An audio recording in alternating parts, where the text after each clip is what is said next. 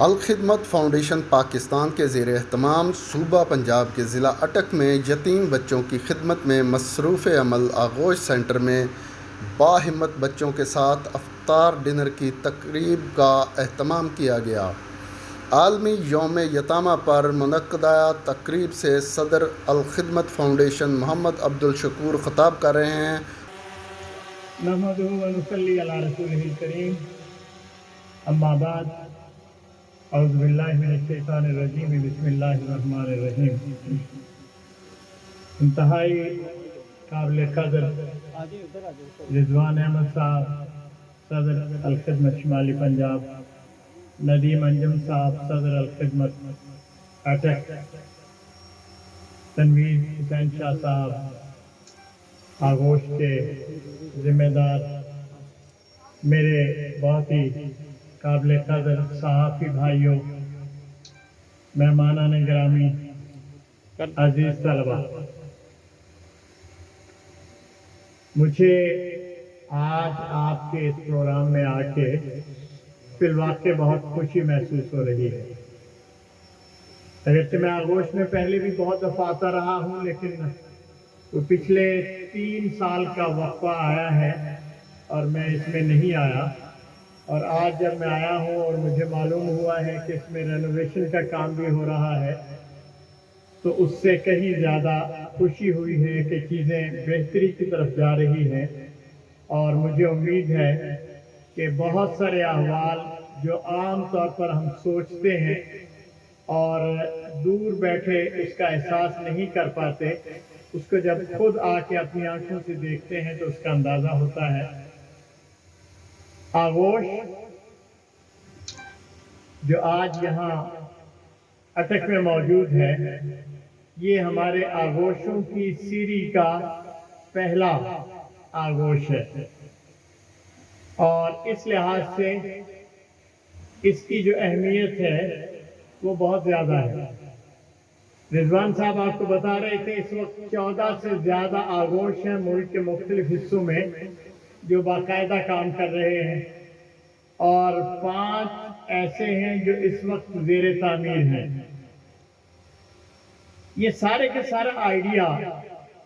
کہ ہمیں پاکستان کے اندر یتیم بچوں کے حوالے سے اتنے بڑے پیمانے پہ کام کرنا ہے، یہ بہت عجیب انداز میں گرو کیا، آگے بڑھا، اور اس کے ساتھ بہت ساری چیزیں ہوئی۔ زلزلہ جس زمانے میں آیا اور پوری قوم شدید طرح کے مشکل اور اضطراب میں مبتلا تھی، دنیا بھر سے لوگ آ رہے تھے، کچھ علاج کے لیے، کچھ خوراک کے لیے، کچھ اور چیزوں کے لیے، تو ترکی سے کچھ خواتین کا ایک وفد آیا، اور خواتین کے اس وفد نے جہاں بہت سارے کام کیے مختلف مقامات پر، جہاں جہاں زلزلہ آیا تھا، وہاں نعمت اللہ خان صاحب سے مل کر یہ کہا کہ ہمیں اس کا ادراک اور احساس ہو رہا ہے کہ بہت سارے کام تو ہو جائیں گے، نئے مکان بھی بن جائیں گے، جہاں جہاں لوگ بیمار ہوئے ہیں وہ ٹھیک بھی ہو جائیں گے، لیکن اس بڑے زلزلے کے اندر ایک بہت بڑی تعداد میں ایسے بچے موجود ہیں جو یتیم ہوئے ہیں اور ان کو کوئی سنبھالنے والا نہیں ہے، تو الخدمت اس پہ کیا کر سکتی ہے؟ خان صاحب نے سوچا، اس سے پہلے کہ وہ کوئی جواب دیتے، ان خواتین نے اپنی جیب سے $25,000 نکال کر دیے اور کہا ہم چاہتے ہیں کہ آپ آغوش نام کی طرز پر کوئی چیز کا آغاز کریں اور یہاں ان یتیم بچوں کی پرورش کا سلسلہ شروع ہو۔ خان صاحب نے وہ ڈونیشن قبول کیا۔ اس زمانے میں ہمیں عمارت بنانا مشکل تھا، یہ عمارتیں 2 پہلے سے موجود تھیں، اس سے ہم نے آغوش کا آغاز کیا، اور پھر بعد ازاں مختلف مقامات پہ یہ سلسلہ آگے چلتا رہا۔ میں اپنے صحافی بھائیوں سے یہ بات کہنا چاہتا ہوں، وہ یہ ہے کہ پاکستان کے اندر اس وقت یتیم بچوں کی تعداد کوئی 40-42 لاکھ کے لگ بھگ ہے۔ مسلم دنیا کے بارے میں جانیں تو یہ تعداد کوئی تقریباً 1 کروڑ کے لگ بھگ یا اس سے زائد ہے۔ اور اگر پوری دنیا پہ نظر ڈالیں تو یہ کچھ 16 کروڑ کے لگ بھگ بچے ہیں جو یتیمی کی حالت میں زندگی گزار رہے ہوتے ہیں۔ یتیمی عجیب طرح کی چیز ہے۔ کاش میرے سامنے یہ بچے موجود نہ ہوتے تو میں ذرا اور طرح آپ کے سامنے اس بات کا اظہار کرتا۔ دنیا میں مختلف طبقات جو مظلوم ہوتے ہیں وہ کسی نہ کسی طور پہ اپنی آواز بلند کرتے ہیں۔ کسانوں پہ کے ساتھ زیادتی ہوتی ہو تو وہ اپنی انجمن بناتے ہیں، ٹرالیاں اور ٹریکٹر لے کے باہر نکلتے ہیں، احتجاج کرتے ہیں، ڈیمانڈ کرتے ہیں، مطالبے کرتے ہیں۔ مزدوروں کے ساتھ کوئی معاملہ ہو تو وہ اس پہ احتجاج کرتے ہیں۔ حتیٰ کہ سرکاری ملازمین، پولیس والوں کے ساتھ معاملہ ہو تو وہ بھی احتجاج کے لیے تیار اور آمادہ ہوتے ہیں۔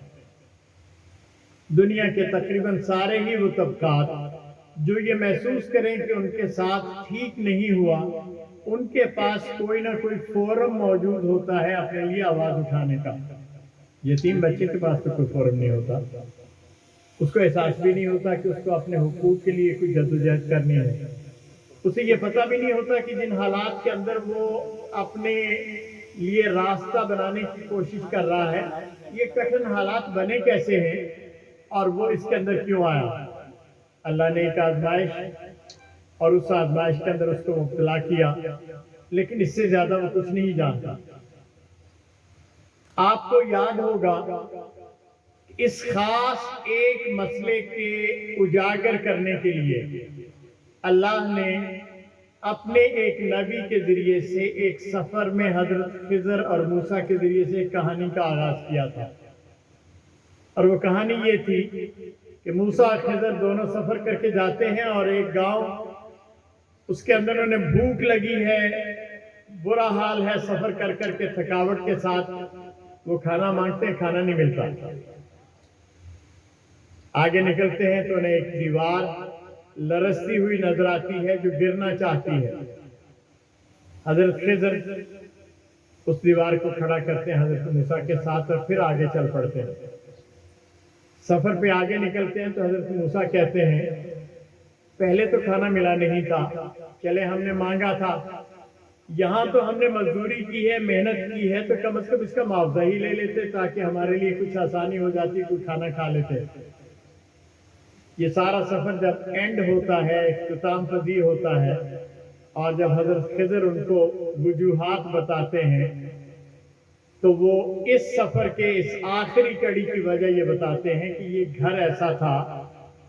جس میں یتیم بچے رہتے تھے۔ ان کے والد نے ایک خزانہ نیچے دبا رکھا تھا اس دیوار کے نیچے۔ دیوار گر جاتی تو اس بات کا پورا امکان تھا کہ چور اچکے اس کو دیکھتے اور اٹھا کر لے جاتے۔ اللہ ان کو پروٹیکٹ کرنا چاہتا تھا، ان کی حفاظت کرنا چاہتا تھا، اور اس نے ہمیں سفر پر بھیجا کہ ہم اس دیوار کو کھڑا کر کے ان کے ساتھ یہ کریں۔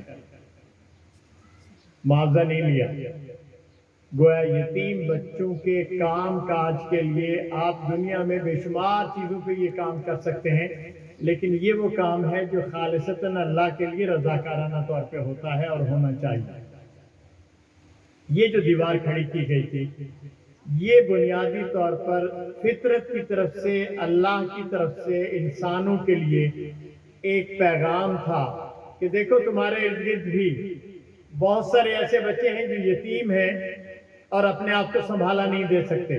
ایک خاص عمر تک ضروری ہے کہ آپ ان کے پوٹینشل کا، ان کے خزانے کا حفاظت کرنے کا بندوبست کریں تاکہ وہ بڑے ہو کر اس پوٹینشل سے فائدہ اٹھا سکیں۔ دراصل یہ وہ تصور ہے جس کے ساتھ الخدمت فاؤنڈیشن نے آج سے کوئی 10 سال پہلے یا 8 سال پہلے اس مہم کا آغاز کیا کہ ہمیں پاکستان کے اس طبقے کو ایڈریس کرنا ہے جو سب سے زیادہ ضرورت مند ہے، سب سے زیادہ کمزور ہے، جس کی آواز نہیں نکل سکتی۔ الحمدللہ اس آئیڈیا نے جنم لیا اور اب پاکستان کے مختلف شہروں میں، مختلف علاقوں میں آغوش بھی بن رہے ہیں اور یتیم بچوں کی کفالت کے بہت سارے کام ہو رہے ہیں۔ ہم اسمبلیوں کے اندر بھی گئے ہیں اور آج کا جو دن ہے یوم یتامہ کا، اس کے حوالے سے قرارداد بھی پاس ہوئی ہے۔ ہم اس کو منا اس لیے رہے ہیں کہ کہ پاکستان میں رہنے والے ہر شہری کو یہ احساس دلائیں کہ جیسے اس کے اپنے گھر میں اس کا بچہ ہے، یہ یتیم بچہ بھی اس کا اپنا ہی بچہ ہے۔ اس کا خیال رکھنا، اس کی تربیت کرنا، اس کے پوٹینشل کو نکالنا، اس کو آگے بڑھنے کی ہمت دلانا، دراصل یہ وہ کام ہے جو اللہ کو سب سے زیادہ مطلوب ہے۔ اور میں بہت امید رکھتا ہوں کہ ہم ممکن ہے بہت زیادہ بڑی تعداد میں بچوں کو اسپانسر نہ کر سکے، البتہ پاکستان کے اندر جو الحمدللہ الخدمت نے ایک مہم چلائی ہے، ایک بہار کا سماں پیدا کیا ہے، نئے پھول اور کلیاں کھلائی ہیں، مجھے یقین ہے کہ پاکستان کی فضا بدلے گی اور یتیم بچے بھی ہمارے ہاں اسی طرح آگے پرورش پائیں گے جس طرح میرے اور آپ کے بچے پورے عزم کے ساتھ تعلیمی اداروں میں جاتے ہیں، اپنے کیریئر کے بارے میں سوچتے ہیں اور بہت ساری چیزیں کرتے ہیں۔ یہ مہم پاکستان میں جب آگے بڑھی تو ہم نے یہ سوچا کہ الخدمت اکیلے کیوں،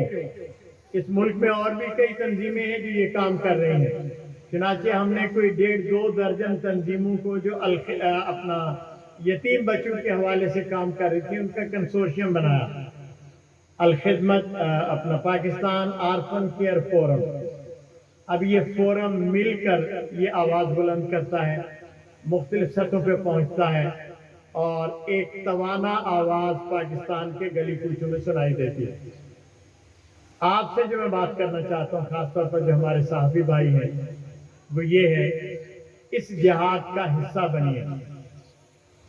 اپنے آپ کو والنٹیئر کیجیے، الخدمت ہو یا الخدمت کے علاوہ کوئی تنظیم ہو، جہاں کہیں آپ کو یتیم بچوں کی کفالت کا کوئی بندوبست نظر آئے اس کو اجاگر کیجیے،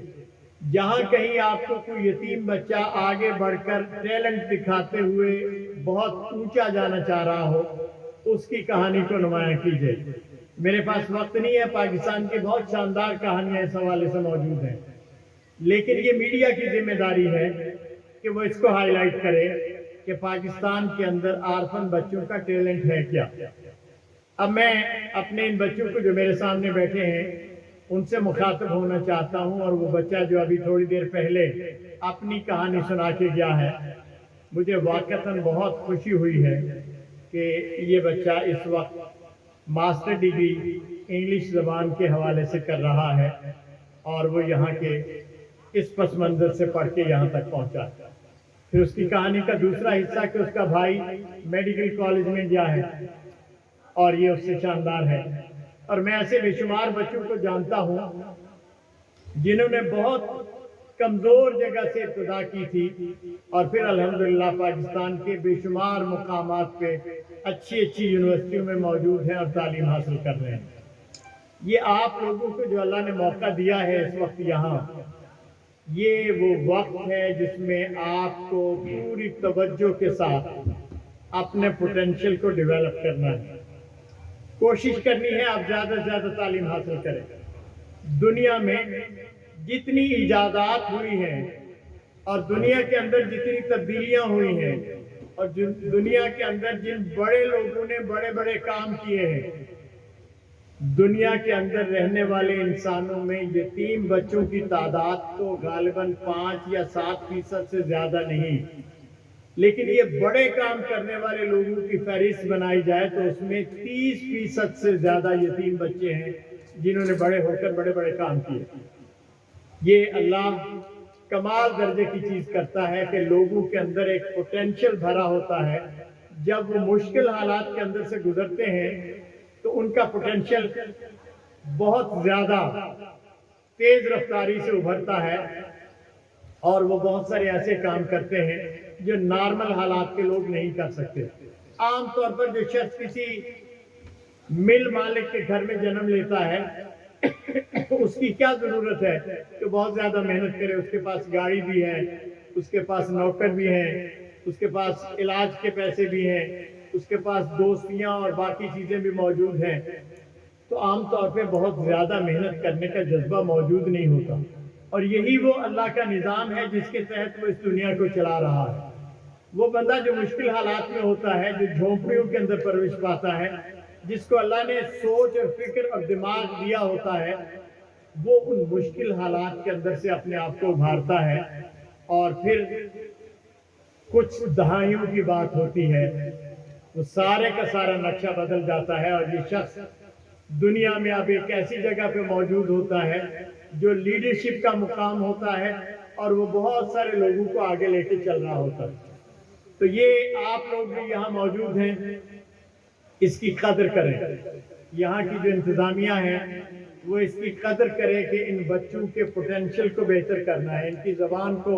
امپروو کرنا ہے، ان کے سکلز کو آگے کی طرف لے کر جانا ہے۔ تو میں یہ توقع کرتا ہوں کہ یہ جو یوم یتامہ جس کے منانے کا ہم نے اہتمام کیا پاکستان میں، پائنیئرز بنے، یہ یوم یتامہ پاکستان کے اندر ایک نئے دور کا آغاز کرے گا۔ باہمت بچوں میں، ان کی ماؤں میں، اس معاشرے کو، اس کے اندر رہنے والے میرے اور آپ جیسے بے شمار لوگوں کو یہ ہمت دے گا کہ ہم اس کے اندر ان لوگوں کو اپنے ساتھ لے کر چلیں جو میدان عمل میں اللہ کی مشیت کے تحت کسی وجہ سے پیچھے رہ گئے تھے۔ یہ خوشگوار معاشرے کا خواب میرا اور آپ کا خواب ہے، اور یہ بات یاد رکھیے، یہ جو خوشگوار معاشرہ اس دنیا میں قائم کرنا ہے نا، یہ دراصل آپ بیج بو رہے ہیں اپنی آخرت کے لیے۔ الدنیا مزرع الآخرہ، آپ جو بیج اس دنیا میں بوئیں گے، جن یتیموں کی پرورش کریں گے، جن کا ہاتھ تھامیں گے اور ان کو آگے لے کر جائیں گے، اصلاً یہی آپ کی جنت میں آپ کے باغات کا بندوبست کرنے والے لوگ ہوں گے۔ میں آپ سب کا ایک بار پھر شکریہ ادا کرتا ہوں، آپ تشریف لائے آج کے اس دن کو منانے میں، ان بچوں کے ساتھ شفقت کا معاملہ کرنے میں،